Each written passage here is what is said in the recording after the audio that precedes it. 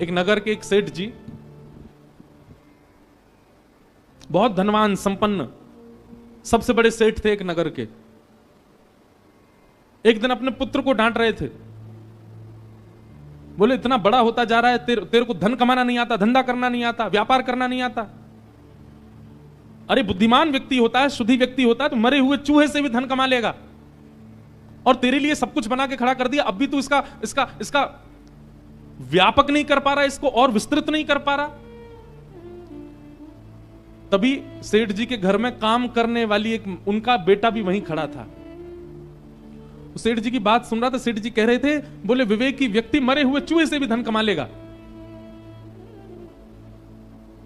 काम करने वाली के पुत्र ने मन में विचार किया, इतने बड़े नगर के सेठ, इतने धन कमाने वाले सेठ जी कह रहे हैं मरे हुए चूहे से धन कमाया जा सकता है, तो जरूर इनकी बात में सत्यता होगी। उस बालक ने क्या किया, संकेत ही कर रहे थे, मरा हुआ चूहा कहीं पड़ा था। उस बालक ने वो चूहा उठा लिया, दासी के पुत्र ने, और उस पर विचार नहीं किया कि इससे पैसा कैसे कमाना है। सेठ जी ने कहा इससे पैसा मिलेगा तो मिलेगा, और लेकर के चूहा वो चलने लगा। हम आपको यह बात बताना चाह रहे हैं कि बड़े जनों की बात पर अगर आप बिना विचार किए केवल विश्वास कर लेते हैं तो उसका परिणाम क्या होता है। दासी पुत्र चूहा लेकर के आगे जाने लगा। इतने में आगे से एक और सेठ जी आ रहे थे, उनकी बेटी साथ में थी। बेटी की गोद में बिल्ली लगी थी, और बिल्ली जो है वो खोंचा मार रही थी, भूख लग रही थी उसको। बेटी ने अपने पिता से कहा, मेरी बिल्ली बहुत भूखी है, देखो अब जल्दी घर पहुंचना है पिताजी, ये बहुत खोंचा मार रही है मुझे। तभी देखा सामने से एक छोटा सा बालक हाथ में मरा हुआ चूहा लेके आ रहा है। तो उन सेठ जी ने बालक को रोका, बोले सुनो, हम तुमको 10 रुपया देंगे, तुम ये मरा हुआ चूहा दे दो, हमारी बेटी की बिल्ली भूखी है। और जेब से 10 रुपया निकाल के बालक को दे दी, मरा हुआ चूहा बिल्ली खा गई। बालक समझ गया, बोले सेठ जी ने कहा था, और उनके कहने से देखो मरे हुए चूहे से मैंने 10 रुपए कमा लिए। आगे कथा बहुत बड़ी है ये, कि फिर उस बालक ने 10 रुपए से कुछ लकड़ियां खरीद ली। उन लकड़ियों की जरूरत किसी यज्ञाचार्य को थी, उसको जाकर के बेच दी, वहां से 100 रुपया कमा लिए। उसने और लकड़ी खरीद ली, लकड़ी का पूरा एक भंडार बना लिया, जिन जिनको आवश्यकता होती बेचने लग गया। एक दिन उन्हीं सेठ जी के माता जी की मृत्यु हो गई, उनके अंतिम संस्कार के लिए लकड़ी चाहिए थी, पर इतनी वर्षा हो रही थी कि कहीं सूखी लकड़ी मिली नहीं। तभी ढूंढते ढूंढते लोग इस बालक के पास आ गए। अब ये बड़ा हो चुका था, इसने कुछ लकड़ियों को वर्षा से संभाल के रखा था। लकड़ी मांगी तो इसने बहुत दाम मांगे, बोले कि इतना पैसा दोगे तो दूंगा, नहीं तो नहीं दूंगा, क्योंकि इतने दिनों से बहुवृष्टि हो रही है, बारिश की, लकड़ियों का अभाव है। जो दाम उसने कहा वो दाम सेठ जी ने दिया। बोले हमारी माँ का अंतिम संस्कार होना, तू बोल, तो उतने खूब ऊंचे दाम मांगे और माँ का संस्कार कर दिया सेठ जी का। उस दाम से उसने लकड़ी का सबसे बड़ा व्यापारी बन गया। तो वही बालक एक दिन जब बहुत बड़ा व्यापारी बना तो बेटा बेटा सोचने लगा, कहां मैं एक दासी का पुत्र था, आज मैं सबसे बड़ा व्यापारी हूं। ये सब प्रारंभ कहां से हुआ।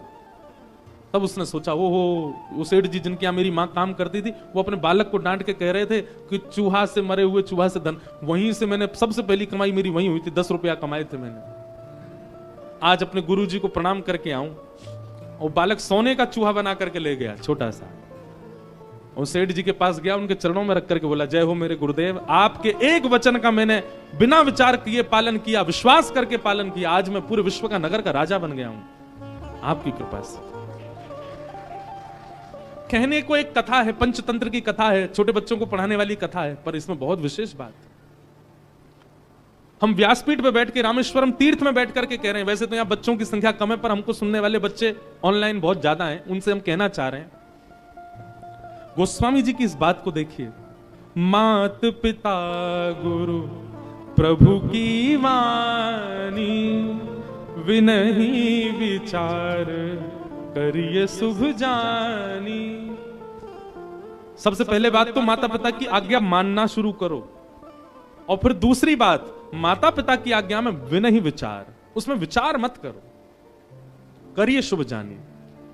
अरे जिन राम के देश में हम रहते हैं, दशरथ जी की आज्ञा मान करके तुरंत चल दिए, पिता आज्ञा प्रधान है, निकल पड़े, और पिता की आज्ञा मान करके राम जी वन गए तो राम जी बन गए, आज राम बन गए। आज सब राम जैसा बनना चाहते हैं। इसलिए कई बार आपको लगेगा कि माता पिता की बातें आपके लिए अनुचित हैं, वो उचित नहीं है।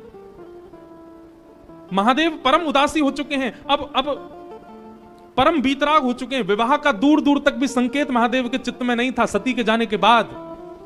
पर राम जी ने आकर के जब कहा, जाई विवाहु शैलजा यह मोहि मांगे देहु, राम जी हाथ पसार करके महादेव से कह रहे हैं, बोले हम मांगना चाहते हैं कि आप हिमालय की पुत्री से जाकर के विवाह करो। सुनते ही महादेव खड़े हो गए, बोले आपकी जो आगे, आप जो कहेंगे करेंगे, उसमें कोई किंतु परंतु वाली बात नहीं, हम करेंगे विवाह।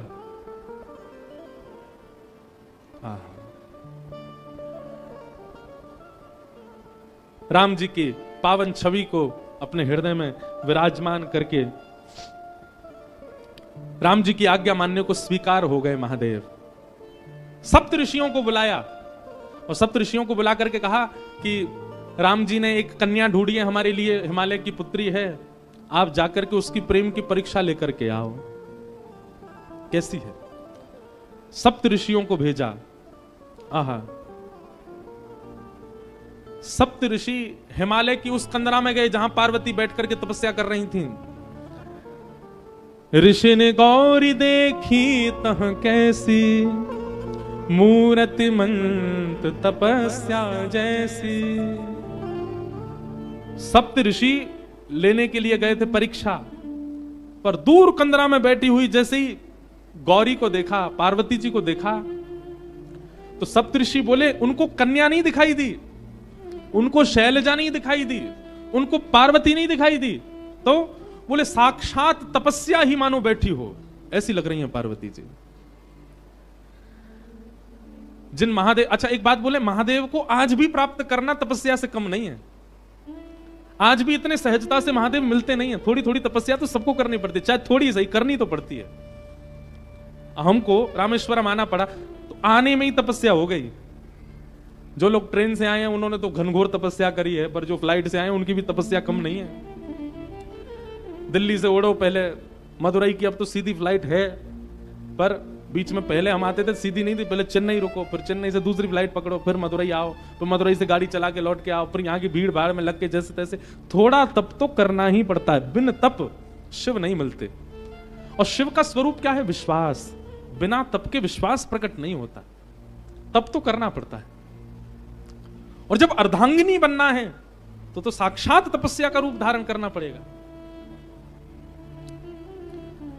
सप्त ऋषियों ने जाकर के जैसे ही पार्वती जी को देखा तो कहने लगे, बोले कि ऐसा लगा ही नहीं कि कोई स्त्री बैठी है, कोई कन्या बैठी है, कोई गौरी बैठी है, कोई हिमालय की पुत्री, ऐसा लगा साक्षात तपस्या ही बैठी है। ऐसी तपस्या।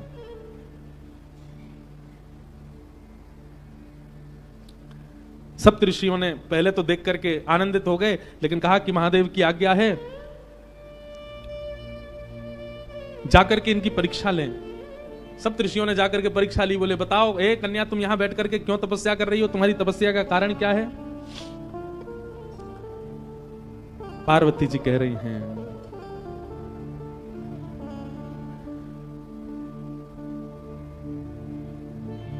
मेरे गुरु नारद ने आकर के जिनके वरण के लिए मुझे आज्ञा की है, मैं उन्हीं महादेव की प्राप्ति के लिए यहां तप कर रही हूं, उन्हीं महादेव की प्राप्ति के लिए यहां बैठी हूं। पार्वती जी की बात सुनकर के सप्त ऋषि हंसने लगे। बोले किनसे ब्याह करना चाहती हो? बोले महादेव से।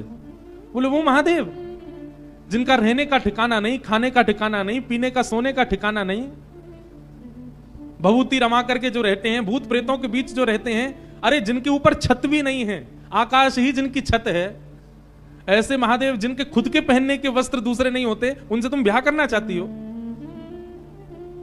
भूखी रह जाओगी, भोजन तक नहीं मिलेगा तुमको। कैलाश में रहते हैं, इतनी शीतल हवा चलती है, वहां ओढ़ने के लिए कंबल तक नहीं मिलेगा, भोजन करने के लिए अन्न तक नहीं मिलेगा। महादेव की जितनी अप्रशंसा हो सकती थी ऋषियों ने महादेव की आज्ञा से की पार्वती जी के सामने।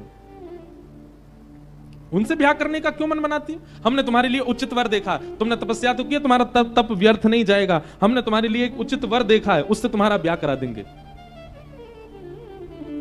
सप्त ऋषि बोले हमने तुम्हारे लिए देखा श्रीपति नारायण, शंख चक्र गदा पद्म नारायण, वैकुंठ निवासी, दूषण रहित सकल गुण राशि, श्रीपति पुरवई कुंठ निवासी।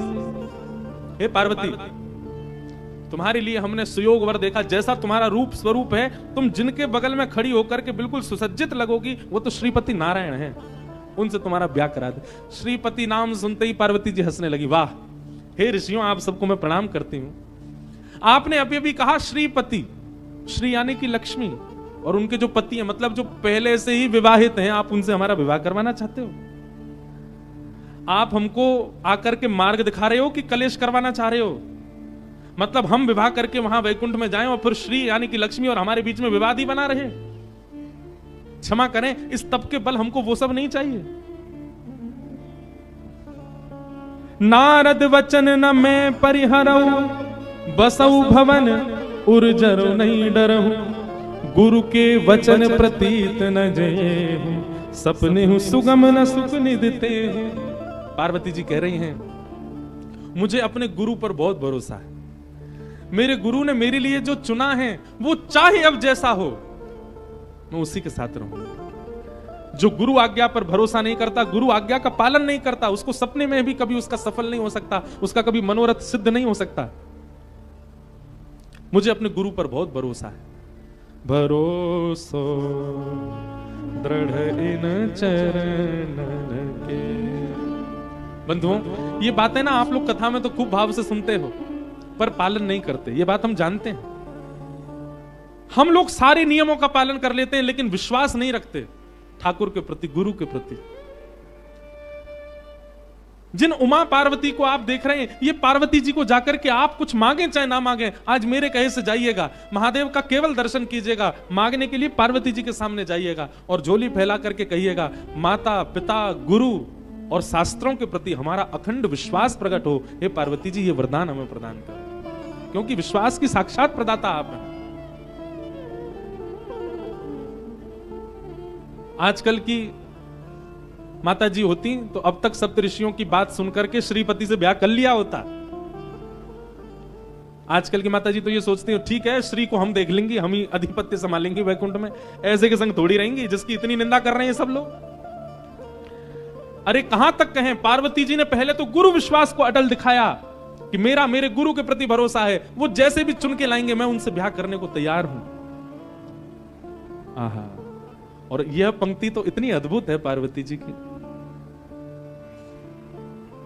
पंक्ति गाते हुए मुझे भागवत जी के रास पंचाध्याय का स्मरण होता है। रास पंचाध्याय के प्रणय गीत में गोपियां भी यही कहती हैं ठाकुर जी से, क्या अब भले ही आप हमें स्वीकार ना करो, पर हम तो अब जन्म जन्म आपकी ही रहेंगे।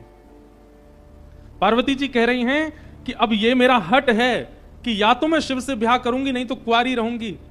नारद जी की बात को मैं काट नहीं सकती, वे कह करके गए हैं तो मैं उनकी बात का मान रखूंगी और शिव से ब्याह करूंगी। और यद्यपि अभी सप्तऋषि आए हैं, इसके बाद यदि स्वयं महादेव भी आकर के मेरे सामने कह दें कि मैं तुम्हारा वरण नहीं कर सकता, मैं उनकी बात भी नहीं मानूंगी। वो भले ही मुझे स्वीकार ना करें, पर मैं मन से केवल उन्हीं की रहूंगी।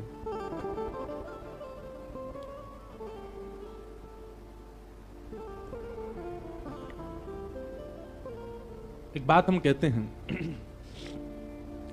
व्यक्ति ने संसार में हर वस्तु की जिद की और जिसकी जिद की उसको पा लेता है। वो आपने देखा कभी? आप जिद पे अड़ जाओ और जिस वस्तु की जिद आप करोगे वो आपको, भले ही आपके परिवार के लोग, आपके मित्र लोग लाके दे ही देते हैं, आपकी इतनी जिद है। पर कभी किसी व्यक्ति को ठाकुर जी के लिए जिद करते हुए देखा नहीं।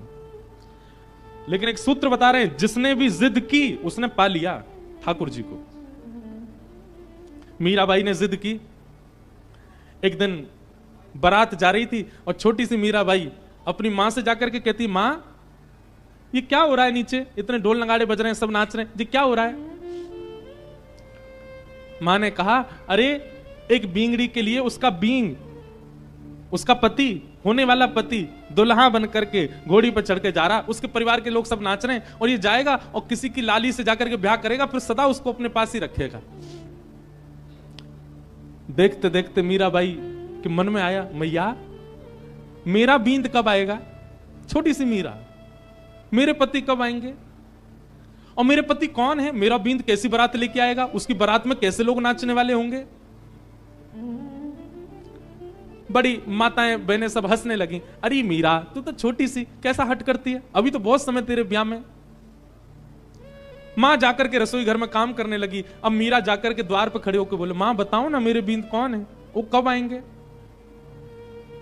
मां कुछ और काम करने चली जाए, मीरा पीछे पीछे, मां बताती क्यों नहीं मेरे बींद कौन है, उनका स्वरूप कैसा होगा, वो कब आएंगे मुझको लेने। कक्ष में बैठ करके कपड़े सवार रही हैं मां, मीरा आकर के रोने लग गई, बोले आप बताती क्यों नहीं हो, मेरे बींद कौन है। देखो ना आपके भी बींद हैं पिताजी, बड़ी मासा के भी बींद हैं बड़े पिताजी, छोटी मासा के भी बींद हैं, सबके बींद हैं, मैं बिना बींद के क्यों, मैं बिना दुल्हे के क्यों, मेरा दुल्हा कौन है। इतनी जिद की, इतनी जिद की, एक दिन मां ने अपना पीछा छुड़ाने के लिए, मीरा बेटे बेटे बताओ ना मेरे बींद कौन है। तभी मां ने देखा मीरा के कक्ष में वो खेलती हैं ठाकुर जी के रूप के साथ, ठाकुर जी का रूप विराजन, वो बैठे तेरे बींद, यही है तेरे बींद, यही आएंगे घोड़ी पे बैठ के और यही तेरे को लेके जाएंगे अपने साथ। मीरा ने जैसे ही देखा गिरधर लाल को, मां की बात थी तो पीछा छुड़ाने के लिए, पर मीरा को इतना विश्वास हो गया मां की बात पर, मीरा को अब वो कोई और दिखे ही नहीं, उनके प्रति कोई और भाव आया ही नहीं। जो पहली बार बारात देख करके उस बींद को देख करके लगा था ये किसी से वरण करने दुल्हा जा रहा है, वैसी भावना उनको ठाकुर जी को देख करके आने लगी, ये भी आएंगे, घोड़ी पर बैठ के आएंगे, खूब सारे बाराती होंगे।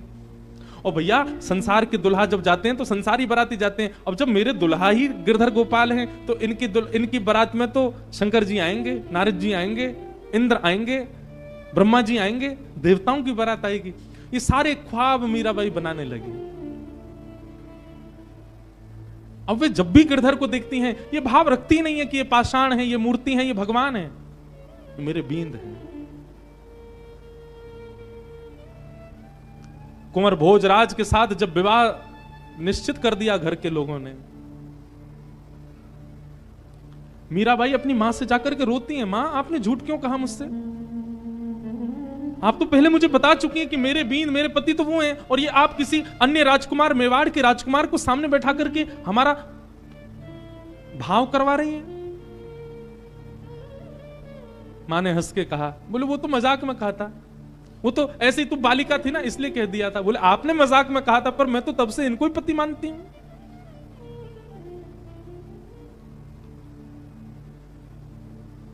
मीराबाई ने भोजराज से इस बात को स्पष्ट कर दिया विवाह से पहले ही, क्षमा करिएगा पर परिवार के लोग कह तो नहीं कि मैं आपसे विवाह करूं, पर मेरा विवाह हो चुका है गिरधर गोपाल के साथ, और हट पूर्वक राजवंश की कन्या हूं। मेरा विवाह यदि आपसे करा भी दिया गया तो एक पत्नी जो क्रिया पति के लिए करती है, भोजन बनाना, उसका ध्यान रखना, उसके साथ रहना, उसके वंश का वर्धन करना, ये सब मैं नहीं कर पाऊंगी।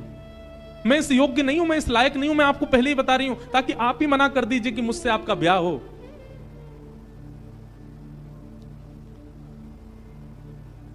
कुंवर भोजराज नेत्र सजल हो गए उनके, और वो बोले किसने कहा कि मैं आपको पत्नी वर्ण करके लेके जाने वाला हूं।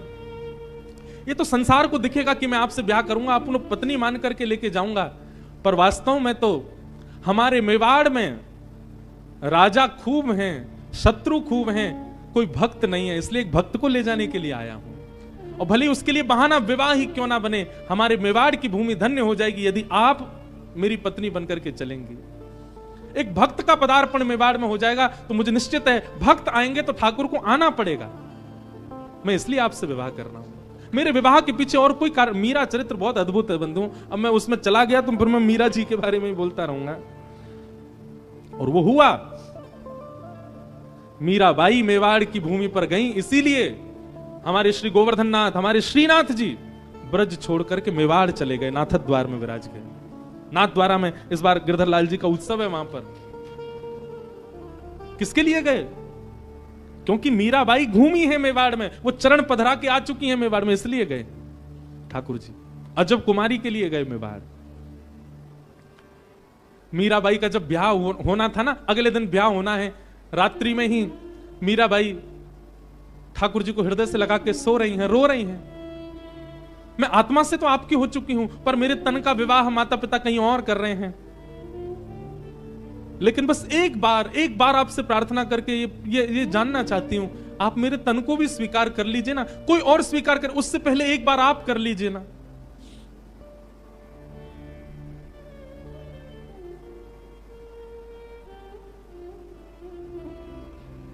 प्रातःकाल जिस दिन विवाह मीराबाई का होना था, मां ने जैसे ही जाकर के मीरा के कक्ष को खोल करके देखा, मीराबाई 16 श्रृंगार करे सोई हुई हैं। मांग में सिंदूर भरा हुआ है, हाथ सारे नवीन प्रकार के हल्दियों से, मेहंदियों से, कुमकुम से रचे हुए हैं। एक ऐसी सुगंधी आ रही है मीराबाई के तन में से, जिस सुगंधी को आज तक बड़े बड़े राजाओं ने भी कभी सूंघा नहीं था। ऐसा श्रृंगार मीराबाई का कि थोड़ी देर के लिए तो मां भी देखती रह गई मीरा को। और मीराबाई के विवाह का जोड़ा जो उनको पहनना था, वो तो यथावत दूर कहीं रखा था। वह जोड़ा भी ऐसा था कि मेड़ता और मेवाड़ में आज तक किसी राजकन्या ने ऐसा जोड़ा नहीं पहना था। लेकिन उस जोड़े को भी लज्जित करने वाला जोड़ा मीराबाई ने पहले ही पहन रखा है और पहन करके लेटी हुई है। मां ने जाकर के मीराबाई को उठाया, मांग में सिंदूर, पैरों में महावर लगे हैं, एक नया जोड़ा पहन रखा है, गले में मंगलसूत्र, विवाह हो गया मीरा का, मानो इस अवस्था में पड़ी है। जैसे ही होश में आई, उठी मीराबाई। मां ने पूछा, मीरा ये तुमने क्या कर रखा है, तेरे मांग में सिंदूर कहां से आ गया? अपने वस्त्र से मिटाने लगी। मीराबाई ने हाथ पकड़े, नहीं मां ये मत करो। पैर के महावर छुटाने लगी, हाथ की हल्दियां मिटाने लगी। मीराबाई अपने आप को समेट के किनारे ले गई, मां ये सब मत करो। मैंने कहा था ना, गिरधर गोपाल मेरे पति हैं और मेरा उनसे ब्याह हो गया, कल मेरा ब्याह हो गया। मीराबाई की मां कहती हैं, फालतू बातें मत कर, तेरा ब्याह हो गया। अरे ब्याह हुआ, किसी ने देखा? केवल अपनी मन की बातें बोलती रहती है। किसी ने देखा तेरा ब्याह? मीराबाई कहती है, संसार के ब्याह को तो 10 लोग, 50 लोग, 100, 200, 1000 लोग देखते होंगे, मेरे ब्याह को तो 56 करोड़ देवताओं ने देखा। 56 कोटा जना पधार्या। मेरे पतिदेव की बारात में 56 करोड़ बाराती आए थे। 56 कोटा जना पधार्या, दुल्हो श्री ब्रजनाथ। दुल्हा बनकर के मेरे ठाकुर जी आए थे, मेरा ब्याह हो गया। अब मां, ये तन, ये मन, ये आत्मा सब कृष्ण की हो चुकी है। अब मुझे इसके लिए कोई और परवाह, अब तुम चाहे जहां मुझे भेज दो, मेरा ब्याह तो हो चुका है। अब ब्याह का केवल आप नाटक करके भले ही मुझे कहीं भेज दो, मेरा ब्याह हो चुका है। अब मुझे कोई परवाह नहीं। ब्याह के दिन कन्या इतनी उदास रहती, पर मीराबाई आज बड़ी प्रसन्न है। विदाई में रोई भी नहीं मीराबाई। क्यों? प्रसन्नता है, कृष्ण से मेरा ब्याह हो गया।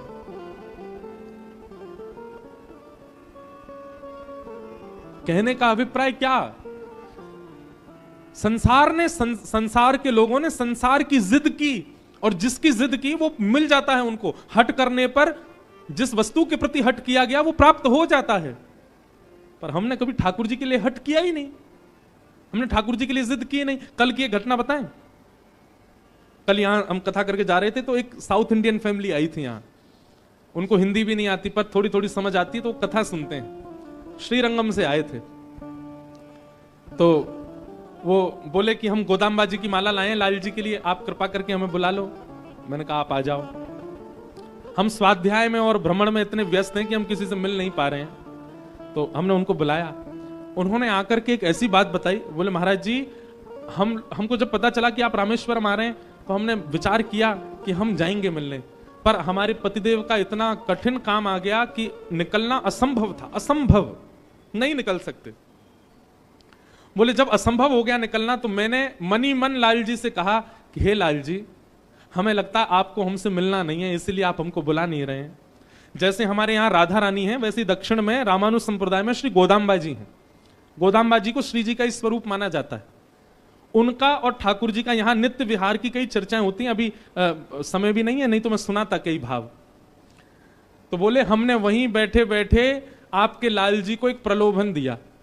मैंने क्या दिया? बोले हमने कहा हे लाल जी, यदि आपने हमको बुला लिया तो हम अंडाल यानी कि श्री रंगनाथ भगवान के समीप विराजने वाली गोदाम्बा जी की गले की पहनी हुई माला आपके लिए लेकर के आएंगे। मतलब किशोरी जी की गले की माला लेके आएंगे आपको पहनाने के लिए। आप कैसे भी हमको बुला लो। बोले महाराज जी हम रात में आपके लाल जी का चिंतन करके ये कह के सोए हैं कि हे लाल जी अगर आपने हमें बुला लिया तो हम गोदाम्बा जी की गले की माला आपके लिए लेके आएंगे। बोले सुबह जब हम उठे नित्य क्रम में लगे थे तो हमारे पतिदेव का फोन बजा और जिस कार्य के लिए हम रुक रहे थे वो कार्य जनवरी के लिए स्थगित हो गया, आगे बढ़ गया।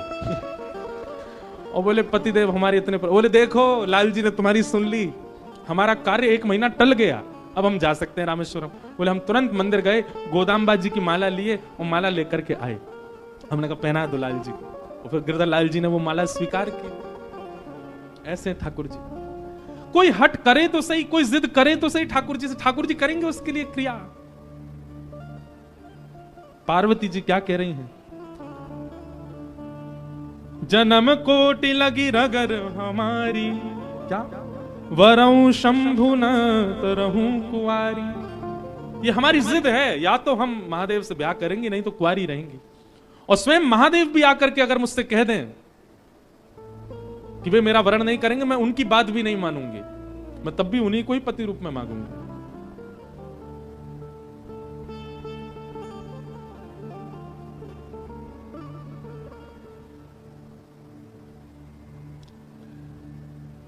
सप्त ऋषियों के पैरों में पड़ गई पार्वती जी, और पैरों में पड़ करके बोली अब हम आपसे प्रार्थना कर रही हैं कि आप सब हमको जिद करके हमारे तप को रुकवाइए मत, आप सब लोग अब प्रस्थान करो।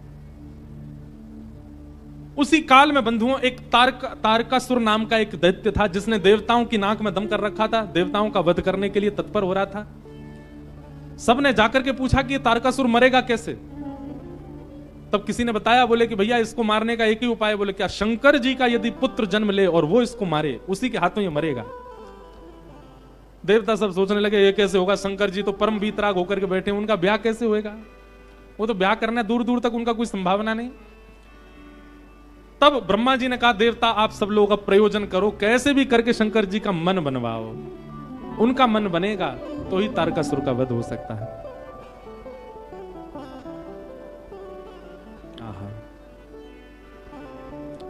ये अमर है, ये ऐसे नहीं मरेगा, महादेव के पुत्र से ही इसका वध संभव है। देवताओं के पास एक ही उपाय है किसी का भी तप नष्ट करवाने के लिए। कौन? कामदेव।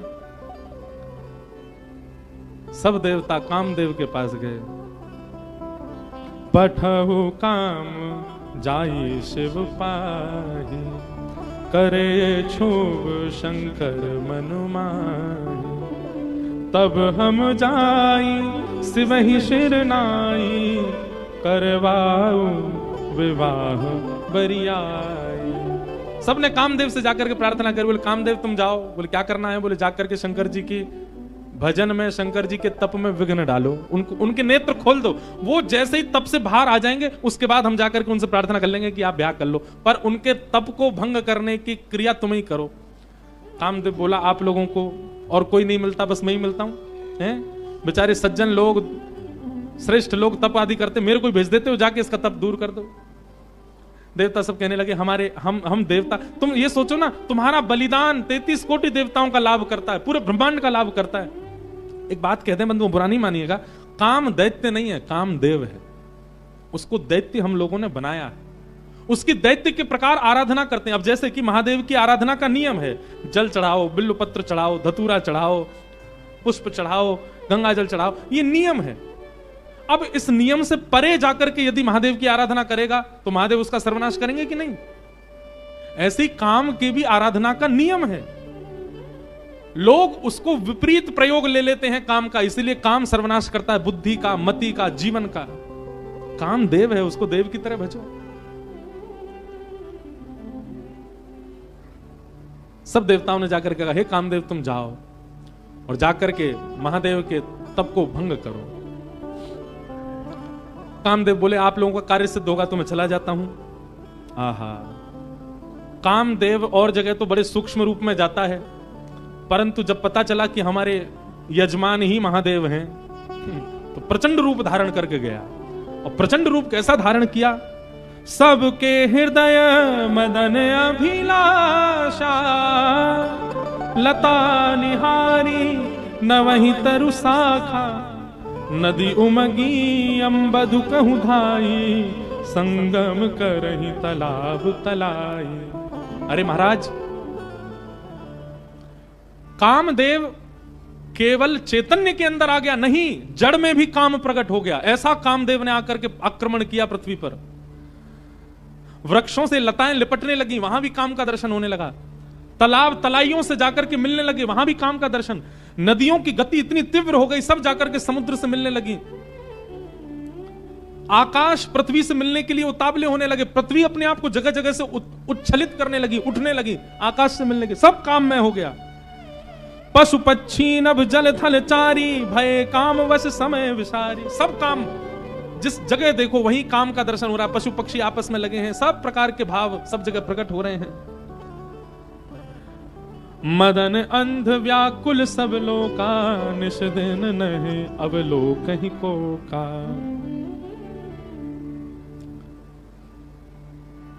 पुरुषों को अपने अलावा पूरी सृष्टि स्त्री में लगने लग गई, और स्त्रियों को अपने अलावा पूरा विश्व पुरुष में लगने लगा।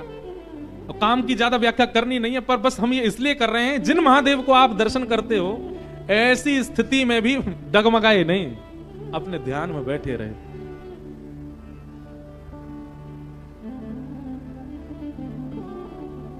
आहा, और सबसे सुंदर चौपाई क्या, सबको अस्त व्यस्त कर दिया कामदेव ने। भय कामवश जोगिस तापस, पवरन की को कहें, देख ही चराचर नारी में, जे ब्रह्म में देखत रहे। जो सब में ब्रह्म देखते थे, सब में नारी दिखने लगी उनको। अबला विलो कहीं पुरुष में, नारियों को सब में पुरुष दिखने लगा। जग पुरुष सब अबला में, दुई दंड भरी ब्रह्मांड भीतर, काम कृत कौतुक अयम। धरी न काहू धीर सब, के मन मनसी मन सिज हरे। ये बहुत अच्छी बात है। गोस्वामी जी महाराज लिख रहे हैं क्या, बोले कामदेव ने ऐसा आक्रमण किया, धरी ना काहू धीर, कोई अपने ऊपर काबू नहीं कर पा रहा है। सबके मन मनसिज हरे, सबके मन को कामदेव ने हरण कर लिया। लेकिन यह पंक्ति लिखने के बाद तुलसीदास जी रुक गए। तुलसीदास जी बोले, हमने काम की कुछ ज्यादा प्रशंसा नहीं कर दी, काम की व्यापकता कुछ ज्यादा नहीं बता दी। अरे हमने ये तक लिख दिया कि कामवश जोगिस तापस परवनी किनको कहें। बोले जोगी तपस्वी सबको हमने काम के लहर में उलझा दिया। काम की इतनी प्रशंसा कर दी हमने, काम की इतनी व्यापकता दिखा दी हमने। कहीं ऐसा ना हो कि काम के सारे प्रसंगों को सुनकर के लोग डर जाएं, बोले काम से जीते ही कौन सकता है फिर। लेकिन अब लिखी हुई बात मिट ना सकें, मिटा तो सकते नहीं है, तो क्या करें। गोस्वामी तुलसीदास जी अति चिंता में बैठे हैं और मनी मन सोच रहे ये मैंने क्यों लिख दिया। धीर न काहू धीर सब, के मन मसज हरे। सबको कामदेव ने हरण कर लिया। गोस्वामी तुलसीदास जी महाराज चिंता करते करते करते सो गए। तभी हनुमान जी महाराज आए और गोस्वामी जी की कलम उठा करके अगली पंक्ति लिख गए, क्या, जो राखे रघुवीर ते, उबरे ते ही काल महु।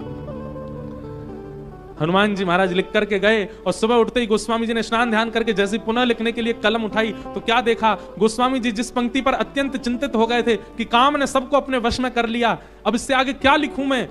हनुमान जी नीचे लिख करके गए, बोले लेकिन जिनके हिये में साक्षात राम जी विराज रहे हैं, काम उनका स्पर्श भी नहीं कर पाएगा, काम उन पर प्रभाव नहीं कर पाया, प्रहार नहीं कर पाया। अरे जिनके चित्त में राम निवास करते हैं वो तो काल के मुख से निकल के आ जाते हैं।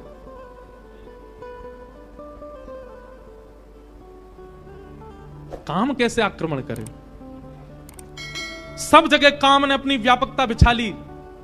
अब कामदेव हिमालय की ओर गया, कैलाश पर गया और कैलाश पर जाकर के भी ऐसी सुंदर सुगंध उत्पन्न होने लगी, सुंदर सुंदर पुष्प होने लगे जिनसे भी काम प्रकट हो जाए वो सारा वातावरण पूरे विश्व में प्रकट कर दिया। ऐसा प्रचंड काम प्रकट हुआ, लाख सबको अपने वश में कर लिया कामदेव ने। लेकिन महादेव के रूप को देख करके कामदेव स्थिर हो गया। तभी मानो देवताओं ने जाकर के चेता, ए कामदेव तू काम करने गया है वहां पर कि तू खुद ही समाधि में बैठने गया है, जा उनके नेत्र खुलवा कैसे भी। कामदेव बोला मैंने सारे प्रयास कर लिए हैं, सब देखो पूरा विश्व काम में हो गया, पर इन पर कोई प्रभाव ही नहीं हो रहा है। तब कामदेव ने दूर देखा, एक आम का वृक्ष, उस पर चढ़ गया और एक पुष्प का बाण लेकर के कामदेव ने वहीं से महादेव का संधान। अब कामदेव को पता था कि अब मेरी मृत्यु निश्चित है, क्योंकि जब मेरे सारे बाणों से कोई काम नहीं बना, अब मैं इनको हठ पूर्वक उठाऊंगा और इनकी तप अग्नि निकलेगी, उसमें मेरा मरना निश्चित है। पर कामदेव भी सोच रहा है इनके द्वारा मेरी मृत्यु हो तो मैं भी सफल हो जाऊं। कामदेव ने वृक्ष पर चढ़कर के पुष्प का बाण जैसे ही महादेव के वक्ष पर मारा, वक्ष पर जाकर के बाण जैसे ही लगा तो ध्यान थोड़ा सा भंग हुआ, भ्रकुटी थोड़ी सी जुड़ गई। अनेक वर्षों से समाधि में बैठे हुए महादेव के नेत्र खुले, लाल ताम्र वर्ण के नेत्र हैं। राम स्मरण में बैठे थे, राम जी का ध्यान कर रहे, महादेव के नेत्र खुले। अगल बगल देखा, किसने किया ये? तो तभी वृक्ष के ऊपर बैठे कामदेव को जैसे ही देखा, रुद्र ही देखि मदन भय माना, दुराधर्ष दुर्गम भगवाना। और सुमन चाप निज सर संधाने, अतिरीश तकी शवन लगताने। तब शिवती सर नयन उघारा, चितवत काम भयउ जरि छारा। जैसे ही कामदेव को देखा, तीसरा नेत्र खुल गया महादेव का, और तीसरा नेत्र खुलते ही अग्नि प्रज्वलित हो गई, कामदेव जल करके वहीं भस्म हो गया। बोलो रामेश्वर भगवान की। कामदेव जल करके नष्ट हो गया, हाहाकार मच गया। देवता बोले हमने तो नेत्र खुलवाने भेजा था, ये तो कामदेव का बधाई हो गया। ब्रह्मा जी बोले कोई बात नहीं, आंख तो खुल गई, अब संभाल लेंगे। रति ने जाकर के, कामदेव की पत्नी ने जाकर के प्रणाम करके कहा, भगवान आपने मेरे पति को क्यों मारा? वो तो देवताओं के कार्य की सिद्धि के लिए आया था। महादेव इतने भोले हैं, पति को मार के तुरंत रति से बोले तुम चिंता मत करो, तुम्हारे पतिदेव तुमको प्राप्त हो जाएंगे। बोले कब? जब जदुवंश कृष्ण अवतारा, हो ही हरन महामही भारा। कृष्ण तनय होई पति तोरा, अन्यथा होई वचन अन्यथा होई ना मोरा। द्वापर में जब भगवान श्री कृष्ण का अवतार होगा तो भगवान श्री कृष्ण के पुत्र के रूप में ही तुम्हारे पतिदेव जन्म लेंगे और तुम्हारा उनके साथ विवाह होगा, पुनः विवाह संगम होगा, तब तक तुम प्रतीक्षा करो। महादेव की वाणी को सुनकर के रति प्रसन्न हो गई। सब देवताओं ने जाकर के महादेव से प्रार्थना करी, बोले महाराज पार्वती ने बहुत तपस्या की आपकी प्राप्ति के लिए, अब कृपा करके हमारे नेत्रों को आप आनंद प्रदान कर दो, इन नेत्रों के सामने विवाह आपका देखने का हमारा बहुत मन है। ब्रह्मा आदि देवताओं के विवाह के प्रस्ताव को सुनकर के महाराज महादेव जी ने सर हिलाया, बोले ठीक है, क्योंकि मूलतः तो राम जी पहले वरदान मांग के चले गए ना, उनके बात को हमको पूरी करना है। आहा, तभी सप्तऋषि जिनको परीक्षा लेने के लिए भेजा था, उन्होंने आकर के महादेव को बताया, बोले महाराज हम परीक्षा लेकर के आए हैं और आपकी जो होने वाली कन्या है वो सकुशल है। अब हम जाकर के हिमालय महाराज को आपका थोड़ा यश सुना दें। सप्तऋषि गए हिमालय महाराज के पास, जाकर के उन्होंने कहा